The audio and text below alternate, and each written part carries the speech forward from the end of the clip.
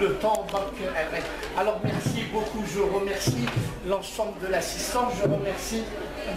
Bouchmel de nous avoir permis d'organiser un petit peu cette célébration justement de la journée mondiale de la santé. Et là, on va parler aujourd'hui du sida. Bien sûr, le parterre de scientifiques, professeur Boucher, professeur Corby, donc tout le monde est là, docteur Torres, docteur Boutagan, M. Ben Abbas. Donc tout le monde est là, ça veut dire qu'à un moment donné, on va se retrouver devant un débat extraordinaire.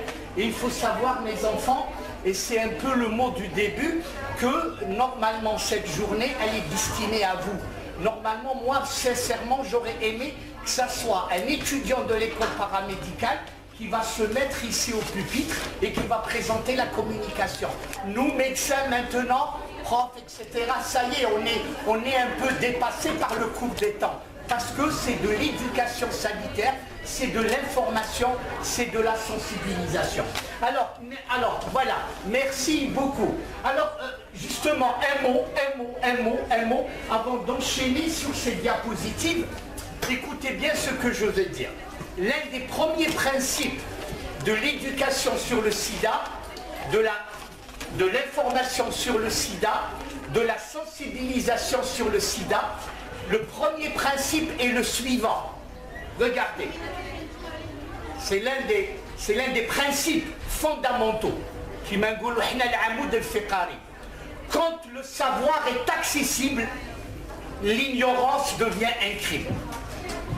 Très important. Quand le savoir est accessible, alhamdoulilah, l'ilm, il est accessible maintenant par des conférences, par l'internet, etc. Donc quand le savoir est accessible, l'ignorance, le djihad, devient un crime. Très important. Ça veut dire quoi? Moralité de l'histoire, ça veut dire chacun de vous, chacun d'entre nous doit normalement s'informer d'une manière perpétuelle et continue dans le temps pour comprendre le sida et pouvoir donner de l'information. Voilà, donc alors je vais essayer de vous présenter juste un état des lieux de l'infection VIH du sida 2019. Attention, il y aura des diapos que je vais sauter du moment où il y a tout un programme de communication. On va écouter le professeur Boukhalfa, on va écouter le professeur Tobel, on va écouter docteur Boutagan pour éviter le chevauchement. Alors voilà, alors je commencerai, alors le problème, alors vous allez, normalement ça devrait marcher. Ah, très bien. Alors, d'abord là c'est l'un des slogans, l'un des premiers principes en matière de lutte contre le sida, ma santé, mes droits. Il est bon de le dire, c'est le droit de chacun, même les personnes vivant avec le VIH, le droit à la santé, quelle que soit l'identité, quelle que soit la couleur de la peau, quelle que soit notre ethnie, quelle que soit notre idéologie, quelle que soit notre origine. Ça veut dire qu'on soit juif, musulman, athée, agnostique, à tout ce beau monde, quand nous sommes atteints du sida, nous avons le droit à la santé.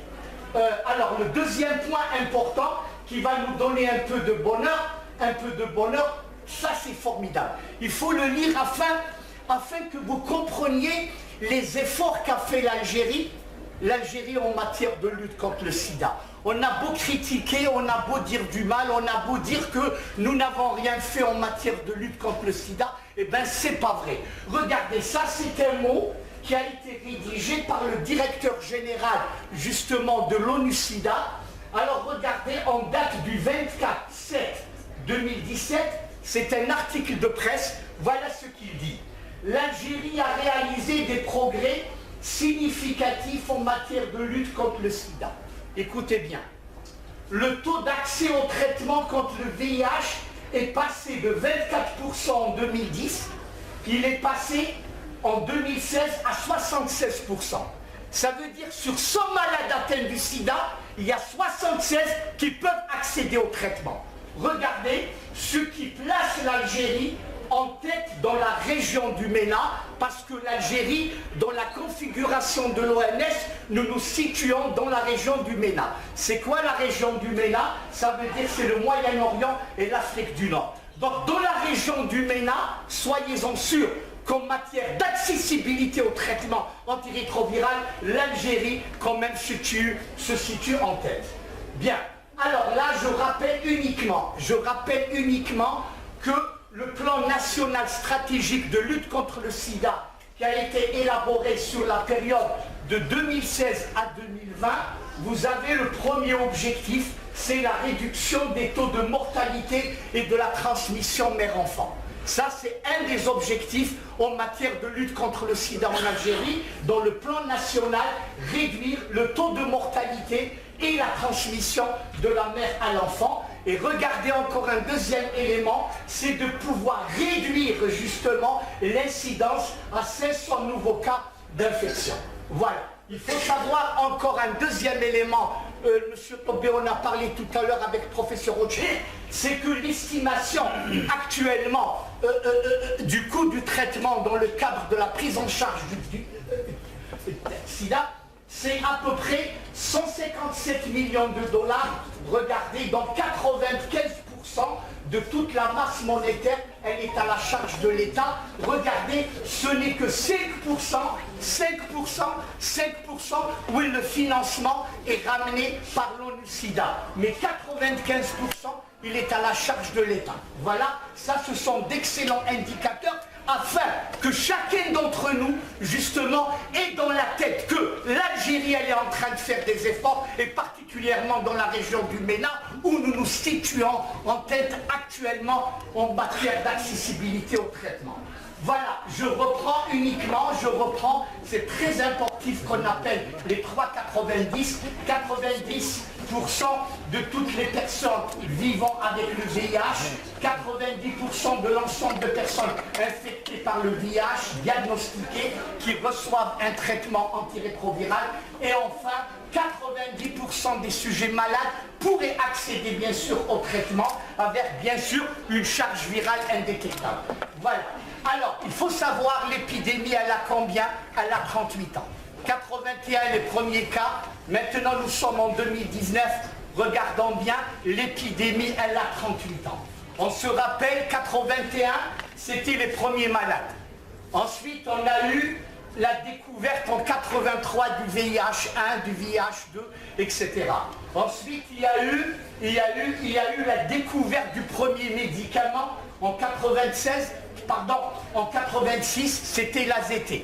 Ensuite, voilà, il y a eu de 96 à 2006, c'était toute la révolution thérapeutique, parce qu'il faut savoir, professeur Tobel, elle est là pour en témoigner, on se rappelle que quand les malades étaient atteints du sida, ils prenaient jusqu'à 21 comprimés.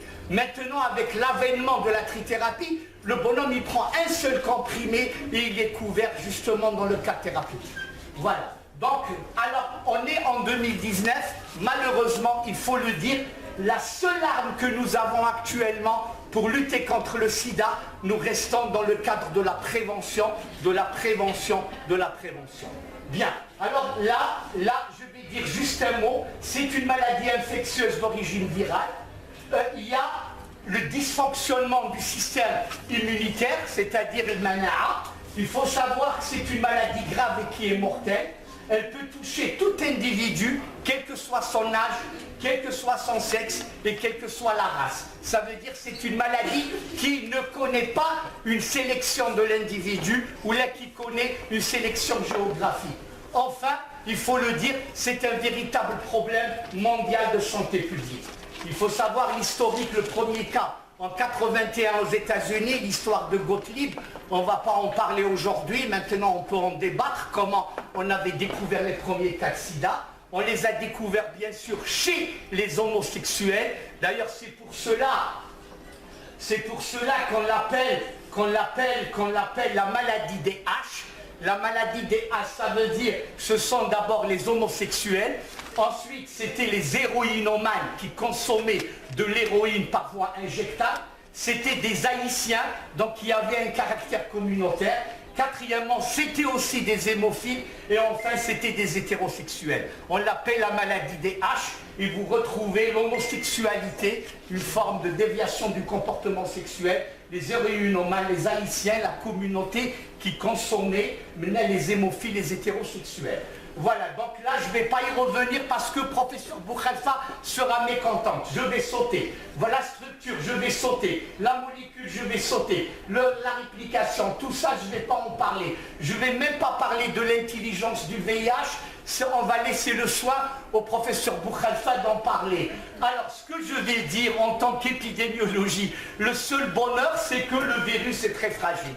Ça, c'est extraordinaire. Je regardais, Allah subhanahu wa ta'ala, il nous met une maladie mortelle, grave, etc. Un virus qui est très dangereux. Mais subhanallah, la faiblesse de ce virus, c'est qu'il est fragile. Regardez, il est détruit par ce qu'on appelle communément l'eau de Javel pendant 15 minutes. Pendant 1 minute, quand il est dosé à 0,5%, et il est détruit facilement. Donc vous voyez, là on peut revenir après à la notion d'hygiène, etc., etc. Alors, maintenant je vais donner quelques chiffres à travers le monde. Voilà, selon le rapport mondial ONU-SIDA, le nombre de personnes qui vivent avec le VIH, actuellement nous sommes à peu près à 38 millions. Plus précisément 37 millions avec un intervalle, etc. Il faut savoir qu'en matière de décès, et suite à la gravité de la maladie, ce sont 70 000 personnes qui sont décédées justement depuis le début de la pandémie. Il faut savoir encore une chose importante, regardez que le seul bémol, c'est qu'on a eu quand même en matière de nouvelles infections, on a eu quand même par rapport à 2010, on a eu une baisse. Regardez, en 2010, on a eu 2 100 000 de nouvelles infections. Maintenant, nous sommes à 1,7. Il y a eu une baisse de 16%. Pourquoi ? Probablement, c'est en rapport avec la prise de conscience, avec l'hygiène, avec la lutte, avec la sensibilisation, l'éducation, l'information. C'est pour cela que je dis il y a un travail qui se fait et actuellement, la lutte contre le sida est devenue dans certains pays une véritable culture populaire. Alors, regardons encore, regardez, en 2010, on était quand même à un chiffre important de nouvelles infections chez les enfants. En 2018, on a eu une baisse à peu près de 41%. On était à 280 000 nouvelles formes chez l'enfant. Maintenant, on est quand même à 160 000. Enfin, les personnes ayant accès au traitement, nous avons regardé sur un total de 38 millions, nous avons à peu près la moitié, soit 50% actuellement à travers les malades qui peuvent actuellement accéder au traitement. Là, ce sont certains pays. Pourquoi je dois en parler? Je dois en parler, mes enfants, parce que l'Algérie, sur le plan géostratégique, nous avons au sud tous les pays du Sahel. Nous avons le Niger, nous avons le Mali, nous avons un peu plus loin le Burkina Faso. Nous avons donc des pays africains où le danger justement avec la pauvreté, la misère sociale, etc. fait que le sida, il connaît un ancrage important. Et de l'autre côté, qu'est-ce que nous avons? Nous avons les pays de l'Europe du Nord. Qu'est-ce que vous avez? Tous ces pays-là où il y a une sorte de permissivité, il y a une sorte de libéralisation des mœurs. Ça veut dire que finalement, l'Algérie, sur le plan géostratégique, maintenant nous avons le danger du Sahel, et d'un autre côté, nous avons le danger des pays nordiques, donc ce qui explique un petit peu la vulnérabilité, regardez le mot que j'utilise, la vulnérabilité de l'Algérie vis-à-vis de ce problème de santé. Alors, l'Afrique de l'Est, je vais dire un mot, regardez à peu près, regardez 19 millions de personnes qui vivent avec le VIH, les femmes et les filles représentent 59%. Pourquoi j'en parle? Parce que le problème du tourisme sexuel actuellement dans certains pays africains, tels que la Côte d'Ivoire, tels que le Mali, tels que le Niger, les gens, c'est le libertinage, le tourisme sexuel. Regardez, femmes et filles représentent plus de la moitié, 59%. Et comme maintenant dans le cadre économique, vous savez, nous les Algériens, nous voyageons beaucoup. Maintenant le commerce illicite, on se déplace au Niger, on se déplace en Côte d'Ivoire, on va vers la Namibie, on va vers le Zimbabwe. Attention, ce sont des pays où l'ancrage de l'infection VIH est important. Alors, bon, l'Asie et les pays du Pacifique, encore regardez, il y a des millions, 5,1 millions de personnes qui vivent avec le VIH. L'Afrique de l'Ouest aussi, regardez à peu près 6 millions de personnes qui vivent avec le VIH, c'est une preuve que l'infection ne connaît pas de frontières. Regardons l'Amérique latine où vous avez encore à peu près 1,8 million de personnes qui vivent avec le sida. Le Moyen-Orient, le MENA qui nous intéresse parce que nous sommes là. C'est le MENA. Nous avons l'Afrique du Nord, Moyen-Orient. Regardez, nous avons à peu près 230 000 personnes qui vivent avec le VIH au Moyen-Orient, en Afrique du Nord. Vous avez les nouvelles infections, 18 000 dans la région, très important justement. Regardons aussi les décès, un peu plus de 11 000 qui sont décédés en 2016 suite à l'infection du VIH. Il faut rappeler aussi, ça c'est important, l'accès du traitement, il était que de 24%.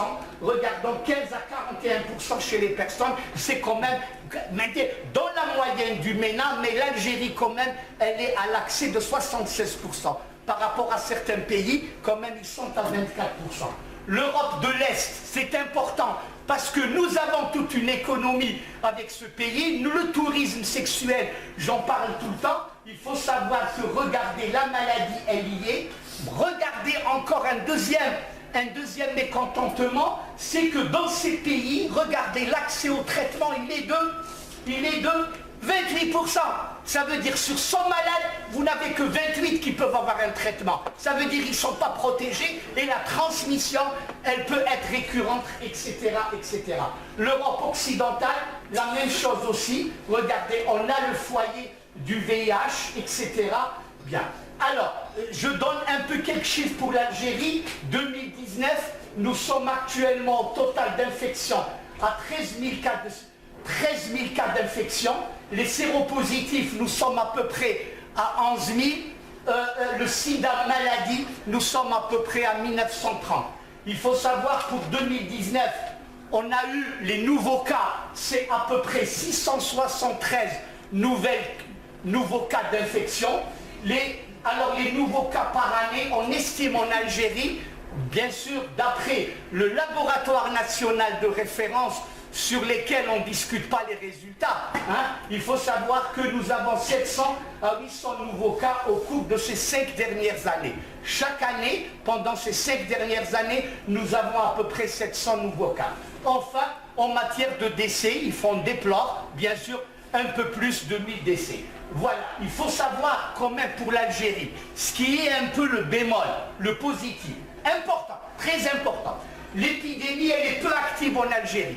Très important. Mais il ne faut pas être alarmiste.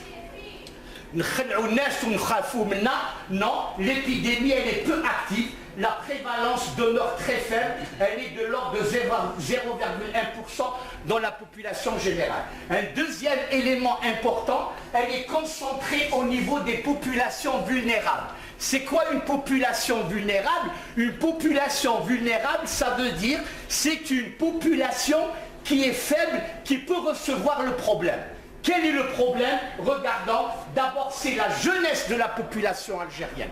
L'extrême jeunesse, regardez la moyenne, quand vous prenez la tranche d'âge entre 15 et 30 ans, quand même c'est une population jeune, très important. Deuxièmement, les professionnels du sexe. Il faut savoir que maintenant la réalité sociologique, vous qui êtes des étudiants en paramédical, il faut le savoir, les professionnels du sexe maintenant, vous savez, la prostitution, c'est l'un des plus vieux métiers dans le monde.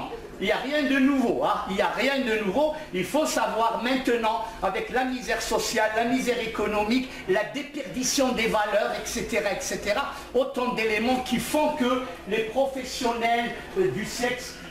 Le troisième élément, toujours dans la vulnérabilité, c'est les usagers de la toxicomanie par voie intraveineuse.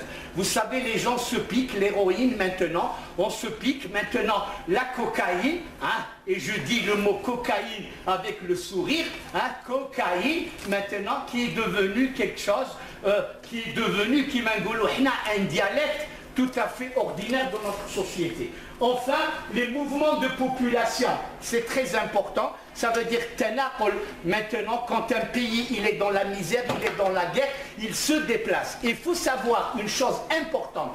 L'une des régions d'Algérie où vous avez les plus grands réseaux de prostitution, par exemple, c'est la région de Tamanrasset. Ça c'est connu. Pourquoi la région de Tamanrasset? C'est pas parce que c'est le Tergiki. Non, c'est pas ça. C'est parce que tout simplement, c'est les mouvements de population. Vous savez, moi quand j'étais militaire, appelé du service national, je me rappelle, on avait recensé, je dis bien, c'est pas moi, c'est l'armée qui a recensé. Ils avaient recensé à l'époque 23 pays de nationalités différentes qui étaient installés à Tamanrasset. On avait des Nigériens, des Ghanéens, des Burkinabés, des Ougandais, on avait toutes les nationalités. Là, c'est une réalité, c'est pour cela, mes enfants, c'est pour cela que le ministère, que maintenant tous les experts en matière de sida nous demandent deux choses. Il faut maintenir la vigilance, maintenir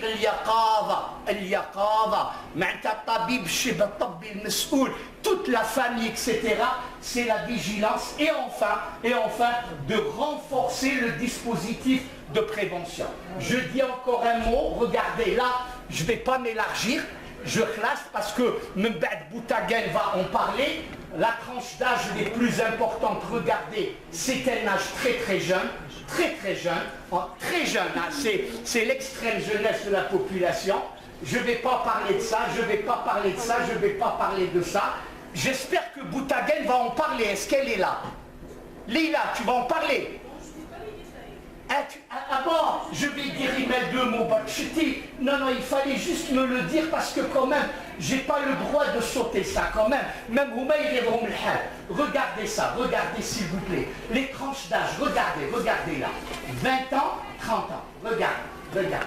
Ça veut dire c'est des jeunes, Voilà, regardez. Deuxième élément, regardez les séropositifs, ce que vous avez en jaune. Regardez très bien. Il fut un temps qu'Inangolu, c'était une maladie qui venait de l'étranger. C'est faux maintenant. Regardez maintenant. On a des Kawardia, Constantine, Oran, Alger, Béchar, etc. Et regardez là quand même, c'est pas aussi important. Maintenant, la maladie s'est autochtonisée. Ça veut dire elle est là, la maladie. Elle vit avec nous. On n'a plus le droit de dire que c'est une maladie d'importation. Classe. C'est une maladie qui vit avec nous, ça veut dire on doit s'y conformer. Voilà, regardez encore, regardez les rapports hétérosexuels. Voilà, soudoud al-jinsi, l'alaqat al-jinsiya, etc. Regardez à peu près 62%. Mais il ne faut pas qu'on se mente. Regardez. Vous allez me dire, c'est le sang et ses dérivés. Non, parce que maintenant le sang il est contrôlé. L'Algérie a mis tous les moyens. Tous les moyens ont été mis en place par l'État algérien. Ça veut dire que le sang est contrôlé dans tous les hôpitaux. Ce qui reste, qu'on ne peut pas maîtriser, c'est le problème des rapports sexuels. Ça, c'est une réalité. Le deuxième, regardez, c'est le problème de la drogue. Troisièmement, c'est ce qu'on appelle l'homosexualité, les déviations du comportement sexuel. Là, c'est très important. Il faut avoir le courage de le dire. Oui, ça y est. Mais le problème, il y a tout un travail qui est en train de se faire dans les structures hospitalières, etc. Voilà. Alors là, je vous montre une cartographie. Toutes les régions d'Algérie sont touchées par le VIH. Il n'y a pas une région plus qu'Ada. Toutes les régions d'Algérie, regardez. Alors vous pouvez retrouver toutes les régions. Voilà tout ce que vous avez. Voilà, vous avez à l'intérieur, c'est à peu près les nombres de cas. Il me manquait une réactualisation des données. Je n'ai pas la réactualisation, mais il faut savoir que toutes les régions du pays sont touchées par le VIH. Regardez, toutes les régions du pays, il n'y a pas une wilaya qui est épargnée. Elle n'existe pas. Voilà, vous avez toutes les villes d'Algérie, vous retrouvez Batna, etc. Donc toutes les villes. Donc, bien. Alors le VIH, il n'est pas dans le sang. Normalement, docteur Boutagen, vous allez en parler. Très bien.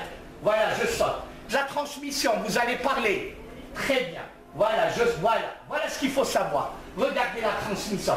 Ça commence par un petit rapport où il y a une contamination comme ça, et vous avez ça. Vous voyez, ça commence par là, ensuite ça donne la maladie. Très bien. Alors là, je ne vais rien dire.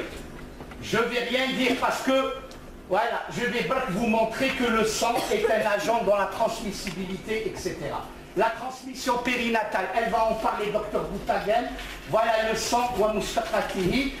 Alors là, le VIH ne se transmet pas par le fait de serrer la main, d'embrasser quelqu'un, etc. Non, non, non, non, ça n'existe pas. C'est pas la piqûre d'insectes, c'est pas le voyage, c'est pas les sanitaires. Il ne faut pas être dans la stigmatisation et la discrimination.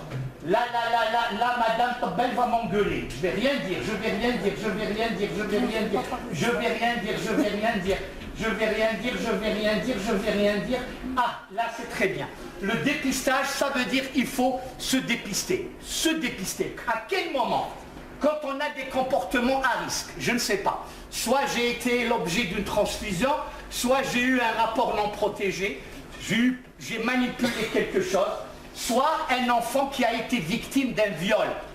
C'est une réalité. La sodomie maintenant, maintenant la pédophilie, etc. Maintenant, ou bien une grossesse chez une personne VIH positive. Voilà. Alors, à quel moment il faut dépister? Lors d'une hospitalisation pour donner le sang ou là pour être transfusé. Comment qu'on fait? C'est très simple. Regardez. Voilà. C'est un jeune monsieur qui va aller, regarder, il est en train de marcher. Voilà. Il va demander à se faire dépister. Pourquoi? Parce qu'il a eu un petit comportement douteux. Oui. Voilà.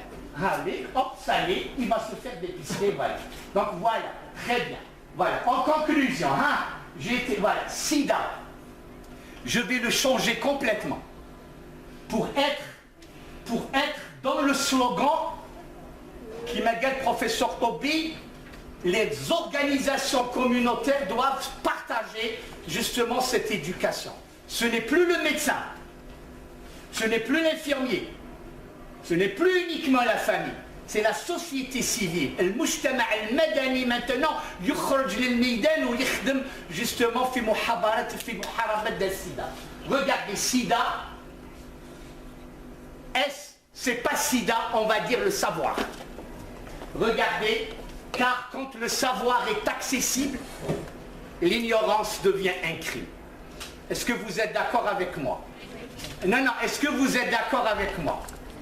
Alors, est-ce qu'on peut répéter ensemble? Il y a 1, 2, 3. Quand le savoir est accessible, allez-y. Non, j'entends rien. Allez-y. L'ignorance, très bien, c'est comme ça. Le I, c'est quoi? On ne va pas dire immunodéficience, on va dire informer. Informer, ça veut dire informer les autres qui n'ont pas notre chance d'accéder au savoir. Grâce à l'école paramédicale, vous avez eu la chance justement de parler du sida, d'entendre le sida. Ça veut dire une fois rentré à la maison, vous allez informer les gens qui n'ont pas eu cette chance. Est-ce que c'est clair? Troisièmement, dépister. On ne va pas dire déficience. Dépister, ça veut dire faciliter, encourager cet examen. Et tous les moyens existent. D'ailleurs, professeur Tobel va en parler justement, les consultations de dépistage anonyme et gratuit.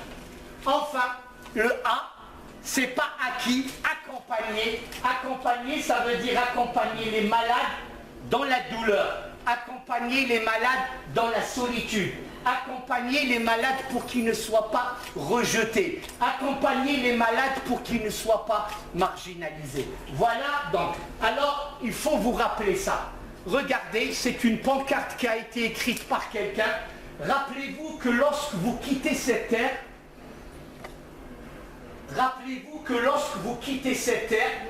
vous n'emportez rien de ce que vous avez reçu, uniquement ce que vous avez donné.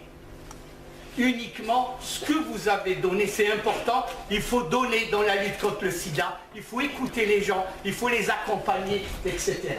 Retenant, qu'est-ce qu'on peut retenir? On va retenir que le sida, c'est l'affaire de tous. Nul n'est épargné, ça veut dire tout le monde devrait être impliqué. Les changements des comportements et non pas le changement sérologique. Il faut changer les comportements et non la sérologie. Enfin, il faut une information permanente, il faut une information juste, Il faut une information cohérente, il faut avoir le courage de parler, c'est un projet, il faut rester dans le débat, etc. Voilà les devoirs de chacun.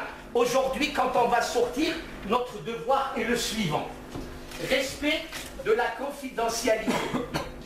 Il faut être honnête, l'honnêteté avec soi-même et les autres. Refuser les mythes sur le VIH. Elle a le sida. Non. Maintenant, vous allez voir, professeur Tombel, elle va vous le dire, le sida maintenant est devenu une maladie chronique, comme l'hypertension, comme maintenant l'hépatite, etc., etc. C'est une maladie chronique maintenant. Elle est considérée comme étant une maladie chronique. Être au fait de ses propres risques. Faire connaître et contribuer à l'acceptation de la prévention. Tout ça, c'est les devoirs de chacun. Il faut être solidaire aussi pour changer les comportements, corriger les idées fausses, changer les attitudes. C'est ça ce que disait le professeur Pobi, les organisations communautaires. Diminuer la stigmatisation, diminuer la discrimination, contribuer justement à diffuser de bonnes informations au public, ce que l'école paramédicale nous a offert aujourd'hui. Renouveler, actualiser les connaissances, encourager le dépistage et la prévention, promouvoir le soutien familial et social, encourager, regardez, le développement des compétences et stimuler le dialogue au sein des communautés, ce que disait tout à l'heure le professeur Tobi, le slogan de cette année justement, il faut que la société civile justement soit dans le partage. Voilà, je vous remercie de votre attention.